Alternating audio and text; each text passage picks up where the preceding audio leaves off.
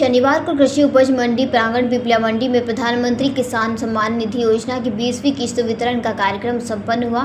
कार्यक्रम की शुरुआत परंपरागत रूप से भगवान श्री बलराम जी के चित्र पर माल्यार्पण कर की गई। इस अवसर पर भाजपा के जनप्रतिनिधि एवं मंडी व्यापारियों ने पूजा अर्चना कर कार्यक्रम का शुभारंभ किया।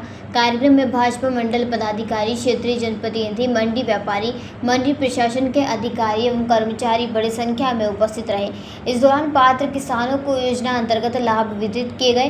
किसान हित में चलाई जा रही इस योजना के माध्यम से प्रत्येक पात्र किसान को सीधे उनके बैंक खाते में वित्तीय सहायता प्रदान की जाती है। माननीय प्रधानमंत्री नरेंद्र मोदी जी ने पूरे देश में किसानों के सम्मान में जो राशि वितरित की है, उसके लिए पूरे देश के किसान उनके आभारी हैं कि पूरे देश के किसानों के लिए उन्होंने आज जो सम्मान निधि की राशि उनके खाते में सीधे ट्रांसफ़र की है। और कृषि के क्षेत्र में माननीय प्रधानमंत्री जी ने कई काम जो किए हैं, फसल का भाव बढ़ाया है, एमएसपी की लगातार बढ़ाई गई है और खाद के रेट कम किए गए हैं, सब्सिडी बढ़ाई गई है।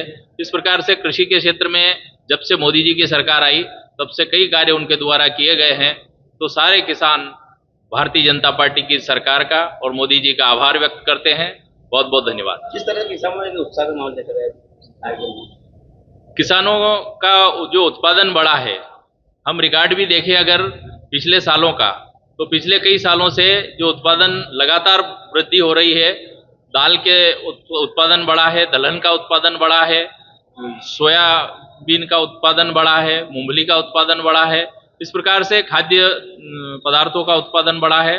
इस प्रकार से देश में सभी जो खाद्य वस्तुएं हैं उनका उत्पादन लगातार बढ़ रहा है। इसके लिए किसानों को भी बहुत बहुत बधाई, शुभकामनाएं। मंदसौर से रवि पोरवाल की ये रिपोर्ट। जयराम जी, किशन काका, राम राम भाई, राम राम। क्या दोनों भाई बैठ के क्या हिसाब लगा रहे हो? ऊटी लहसुन के भाव आ गए क्या? अरे नहीं रे दादा, ये अपना रमेश नया मकान बनाने के लिए लोन ले रहा है। हिसाब किया तो पता चला कि लोन का पैसा तो ईंट और रेती में ही पूरा हो जाएगा।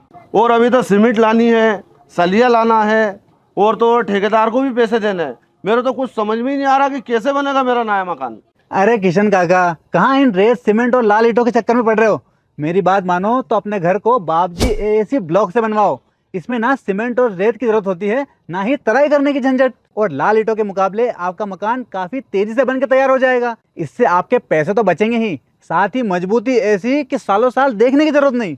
और इससे आप अपना मकान ही नहीं, कुएं और खेत की बाउंड्री वॉल भी बनवा सकते हो, जिससे रोजड़ों की समस्या भी खत्म हो जाएगी। वाह भाई, ये तो कमाल की चीज है। फिर तो मैं अपना घर बाबजी ब्लॉक से ही बनवाऊंगा। और मैं अपने खेत की बाउंड्री वाल। ज्यादा जानकारी के लिए स्क्रीन पर दिए गए नंबर पर अभी कॉल करें। बाबजी एएसी ब्लॉक्स, स्टील से मजबूती।